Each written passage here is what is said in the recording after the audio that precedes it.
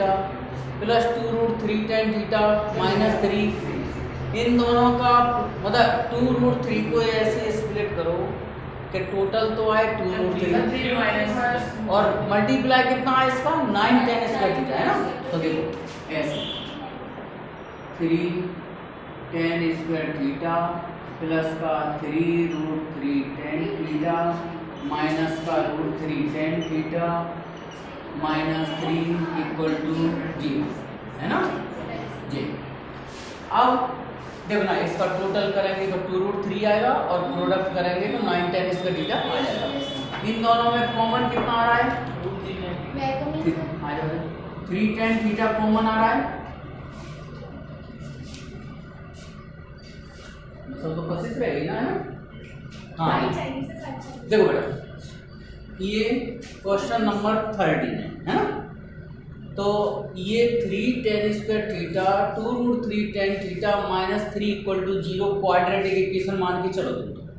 तो इसके फैक्टर्स करेंगे तो टोटल इनका कितना आना चाहिए इन दोनों का 2√3 और मल्टीप्लाई इन दोनों के प्रोडक्ट के बराबर आना चाहिए। ऐसे करते ना तो 3√3 tan theta minus √3 tan theta में इसको स्प्लिट कर लिया। अब देखो इन दोनों में कॉमन क्या आ रहा है क्यों जल्दी बताओ। 3 tan स्क्वायर थीटा कॉमन कर लेंगे तो यहाँ बचेगा हाँ 3 tan थीटा। तो यहाँ क्या बचेगा tan थीटा, इधर क्या बचेगा √3 बचेगा है ना।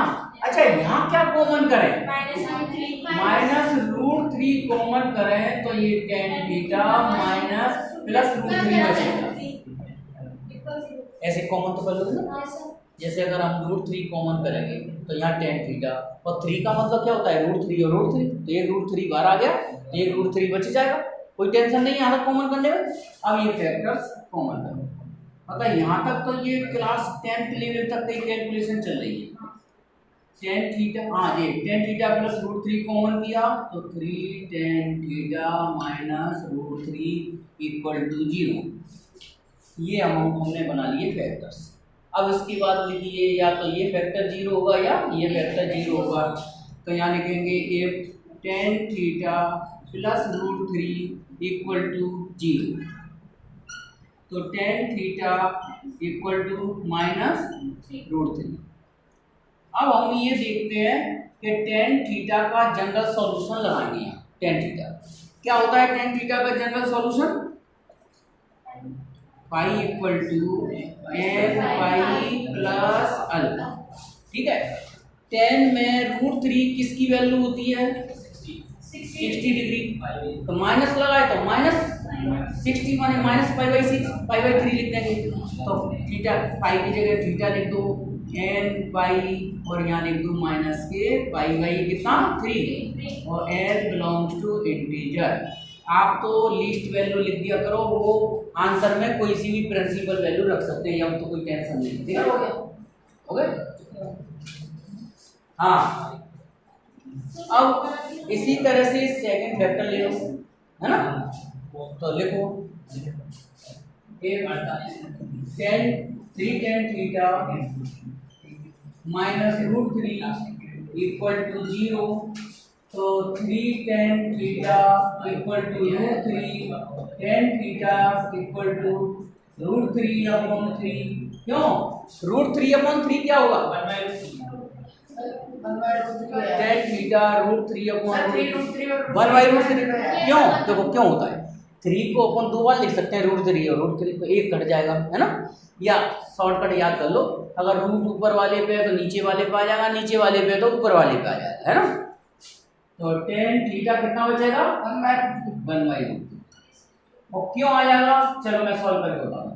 इसको √3 और 3 को लिख दो 2 बार √3 और √3 तो 1 कट जाएगा तो 1 बच जाएगा है ना। अब इधर देखो इसकी प्रिंसिपल जनरल सॉल्यूशन क्या लेंगे इसका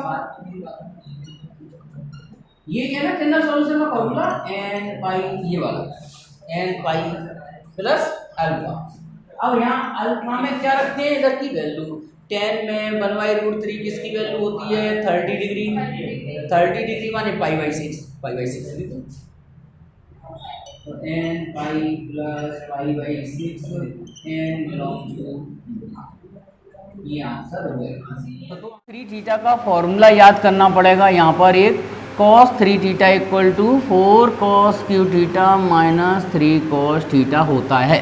लगाइए यहाँ पर, तो 4 cos cube theta minus 3 cos theta plus 8 cos cube theta equal to 0। Okay, cos 3 theta का यहाँ से लेके यहाँ तक ये फॉर्मूला लग गया। 8 cos क्यू थीटा जैसा का जैसा हमने नोट कर दिया, ठीक है।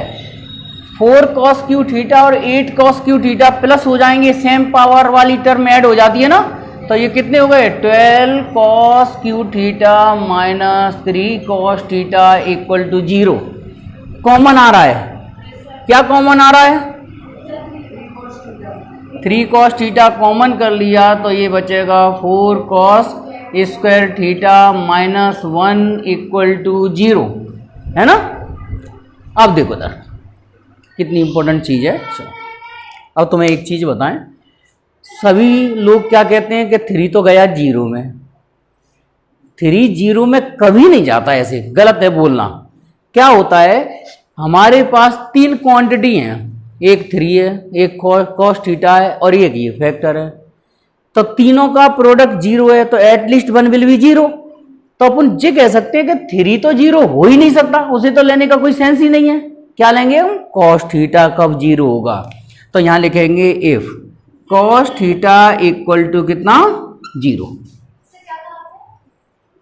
मतलब 3 0 हो सकता है क्या, 3 0 के इक्वल हो सकता है क्या, नहीं हो सकता ना, कभी हो सकता है, नहीं हो सकता। तो जो नहीं हो सकता उसे फालतू क्यों लिखेंगे हम, ठीक है भाई। जी तो कंफर्म एब्सोल्युटली कांस्टेंट बोलते हैं, दुनिया में 3 है तो 3 ही रहेगा, ये तो चेंज कभी हो ही नहीं सकता, है ना।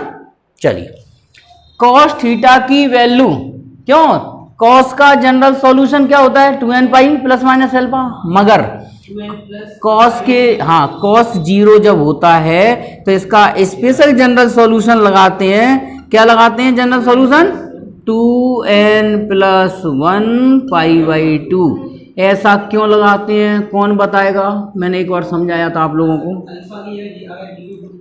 देखो मैं बताऊं, n क्या होता है यहाँ पे इंटीजर, अगर मैं n की वैल्यू 0 रखूं तो थीटा क्या निकलेगा पाई अपॉन 2, है ना। n की जगह 1 रखें तो कितना निकलेगा 3 पाई बाई 2, अगर 2 रखें तो कितना हो जाएगा ये 5 पाई बाई 2। कुल मिला के पाई बाई 2 हो, 3 पाई बाई 2 हो, 5 पाई बाई 2 हो, 7 पाई बाई 2 हो, उसके लिए cos हमेशा क्या देगा 0। इसलिए ये इसका जनरल सॉल्यूशन, अगर cos 0 है तो डायरेक्ट जनरल सॉल्यूशन ये लिख दिया जाएगा। ओके चलो अब उसके बाद सेकंड फैक्टर ले लो, यहाँ लिखेंगे now 4 cos square theta minus 1 equal to 0। तो cos square theta equal to 1 upon 4 आ जाएगा, क्या सॉल्व करके, पहले 1 को उधर ले जाओ, उसके बाद 4 का डिवाइड दे दो। अब हम इसको लिख सकते हैं cos square theta equal to 1 upon 2 का स्क्वायर, ठीक है। हम स्क्वायर का स्क्वायर रूट कभी नहीं करते, इधर की वैल्यू भी स्क्वायर में ही बनाएंगे। तो cos में 1 अपॉन 2 किसकी वैल्यू होती है, cos 60 डिग्री, तो हम इसे लिख देंगे cos square theta equal to cos square pi by 3। जब स्क्वायर में फंक्शन होते हैं तो जनरल सॉल्यूशन क्या होता है बताओ, हाँ इसका जनरल सॉल्यूशन देखो, स्क्वायर में तो चाहे cos हो, चाहे साइन हो, चाहे tan हो, सबका जनरल सॉल्यूशन सेम रहता है। और कितना रहता है same, phi equal to n pi plus minus alpha. तो फाई की जगह रख दो theta, n pi plus minus alpha की जगह रख दो पाई अपॉन 3, है ना। n belongs to integer. तो ये तुम्हारे 2 आंसर आ गए। हाँ देखो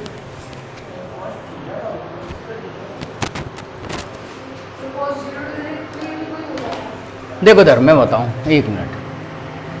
तो ये इस ट्रिग्नोमेट्रिकल इक्वेशन में तुम्हें क्या करें कि ये सारा फंक्शन एक जैसा दिखाई दे, या तो cos या sec या sin, क्या करें बताओ, अंशुल बताओ।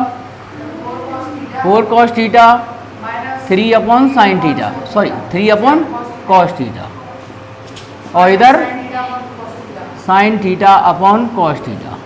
एलसीएम ले लीजिए, तो 4 cos square theta minus 3 equal to sine theta. ऐसे लिख दें क्या, बताओ? कॉस कहाँ गया? दोनों तरफ एलसीएम से कैंसिल आउट कर दिया उसको, ठीक है।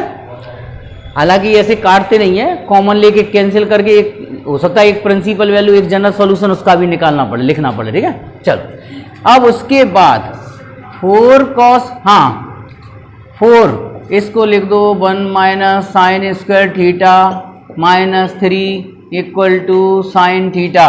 देखो तुम देख रहे हो पूरी इक्वेशन साइन की फॉर्म में आ गई। अब हम साइन में क्वाड्रेटिक इक्वेशन बना लेंगे। देखो कैसे, यहाँ 4 minus 4 sine square theta minus 3 sine theta. अब मैं इसको सिस्टेमेटिक लिख रहा हूँ, साइन चेंज करके भी 4 साइन स्क्वायर थीटा और इधर प्लस का साइन थीटा आ जाएगा, 4 माइनस 3 माइनस 1 हो जाएगा इक्वल टू 0। थोड़ा माइंड की खपत ज़्यादा करनी पड़ेगी, कुछ मैंने ज़्यादा जल्दी कर दिया। देखो ये माइनस का आएगा, उसे प्लस कर दिया, इसको इधर लाएंगे वो माइनस का होगा, लेकिन इधर आके उसे प्लस का कर दिया। 4 माइनस 3 क्या होगा? प्लस का 1, उसे क्या कर दिया? माइनस। मतलब सबके साइन भी चेंज कर दिए। अब इसके फैक्टर्स क्या होंगे? अब इसके फैक्टर्स क्या होंगे बताओ, बताइए। मल्टीप्लाई करें तो -4 आए, सम करें तो साइन थीटा आए, नहीं हो रहा है। देखो इधर डिस्क्रिमिनेंट कितना निकल रहा है इसका, है 18। परफेक्ट स्क्वायर नहीं है, फॉर्मूला लगाइए, लिखो वाई फॉर्मूला।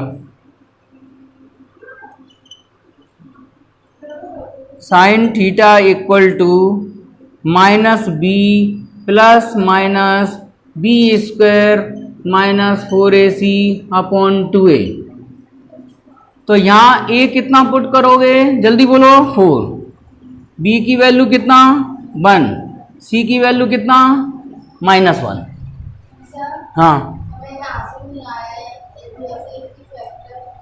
कहाँ से? यहाँ से देखो, इस जैसे मान लो 4x square plus x minus 1 equation दी हो, क्या दिया हो? 4x square plus x minus 1।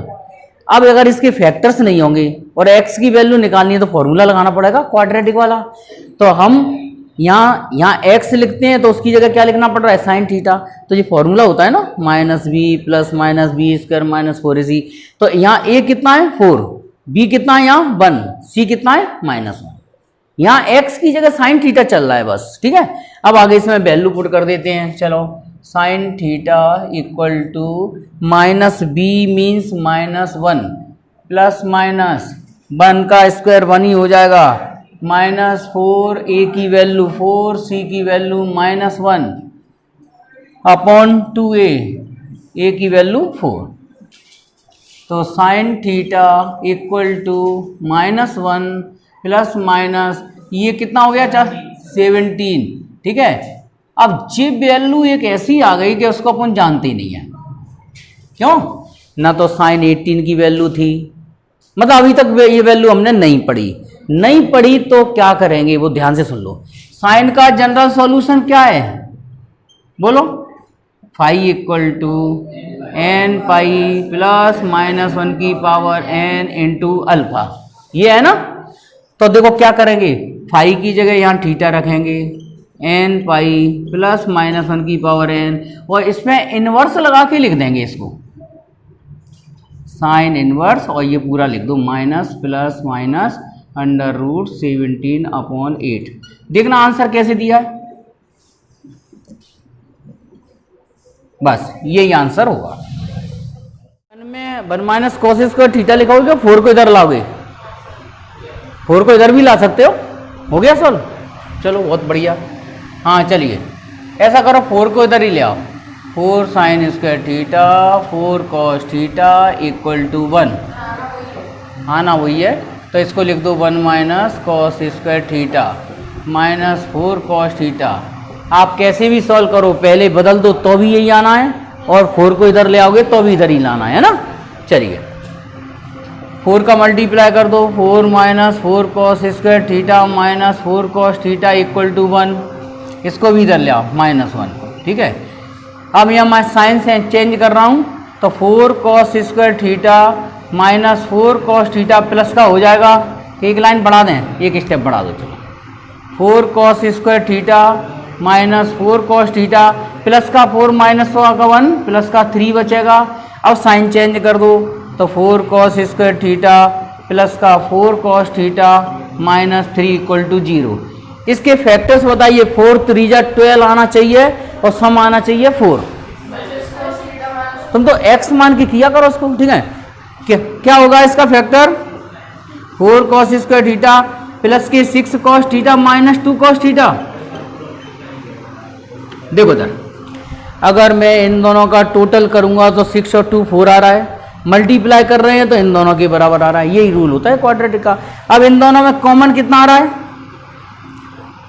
2 cos theta common आ रहा है, तो 2 कॉस थीटा प्लस 3 -1 कॉमन आ रहा है, 2 cos theta plus 3 equal to 0।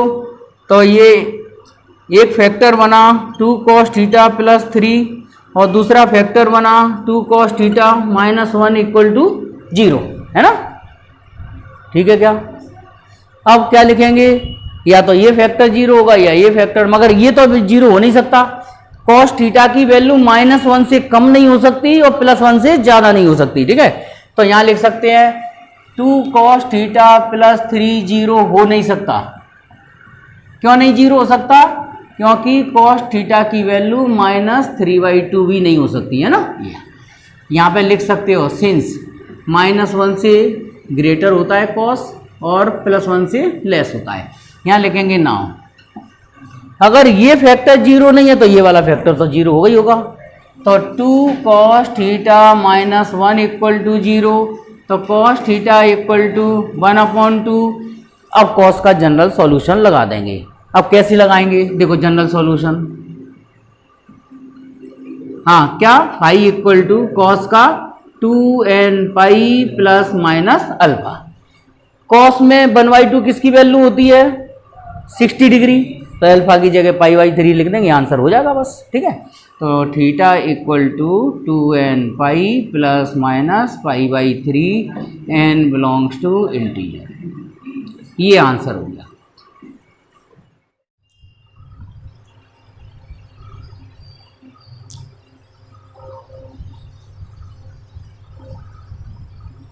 ये 4 बार रख लो ऐसे, 4 इसको लिखेंगे 1 minus cos square theta minus 8 cos theta plus 1 equal to 0।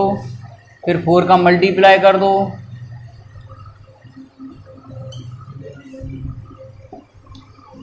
और फिर इसको ऐसे लिख दो -4 cos square theta minus 8 cos theta plus के 5 इक्वल टू 0। माइनस का डिवाइड दे दो,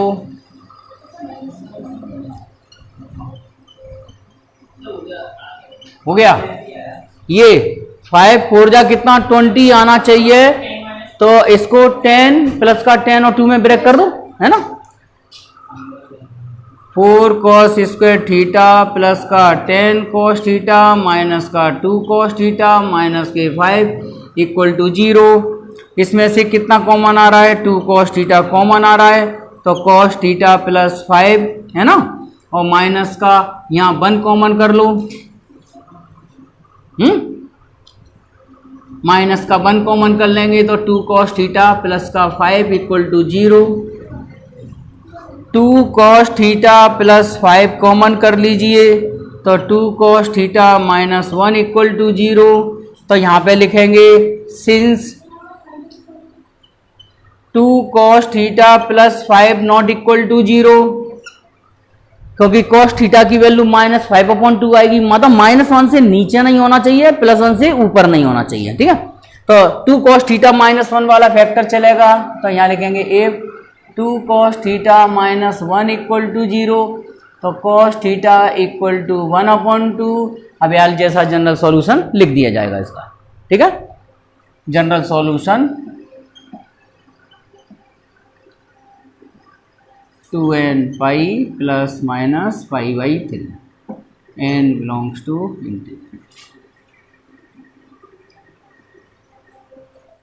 integration tan theta plus cot theta equal to 2। तो पूरा फंक्शन एक जैसा बनाना है तो कॉट को क्या लिख लो 1/10।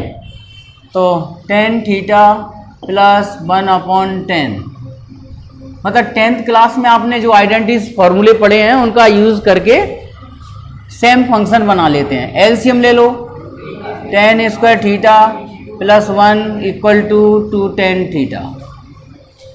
ऐसे तुम डायरेक्ट सॉल्व कर लेती हो ना, एलसीएम लेंगे तो 10 को उधर ले जाओ या tan थीटा का मल्टीप्लाई कर दो, सीधी सी बात है, ठीक है। अब टेन स्क्वायर थीटा माइनस के 2tan थीटा प्लस का 1 इक्वल टू 0। ये तो डायरेक्ट फॉर्मूला बन गया ए स्क्वायर माइनस 2ab प्लस 1। तो ये बन गया आपका फॉर्मूला tan थीटा माइनस 1 का स्क्वायर। तो ये बन गया ना, 0 का स्क्वायर रूट तो 0 ही होगा।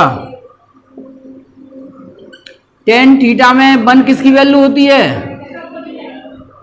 डायरेक्ट लिखो tan का general solution theta equal to n pi plus alpha. Alpha का मतलब tan में 1 किसकी वैल्यू होती है π/4 45, ठीक है। तो theta equal to n pi plus π/4 n belongs to integer. चलिए तो 1 plus cot square theta equal to 2 cot theta. अब इसको ऐसे लिख लो कॉट स्क्वायर थीटा, इसको इधर ले आओ 2 कॉट थीटा प्लस 1। अब ये कॉट थीटा का कॉट थीटा माइनस 1 का होल स्क्वायर है, ये वही ए स्क्वायर माइनस 2ab प्लस 1 है ना। अब 0 का स्क्वायर रूट कर दो 0, कॉट थीटा इक्वल टू 1। अच्छा कॉट थीटा इक्वल टू 1 तो tan थीटा भी 1, या डायरेक्ट लिखो जनरल सॉल्यूशन कॉट और tan का सेम रहता है। क्या होगा जनरल सॉल्यूशन इसका, theta equal to n pi plus alpha और n बिलोंग्स टू इंटीजर, और इसमें पुट कर दो बस अल्फा की जगह कितना π/4।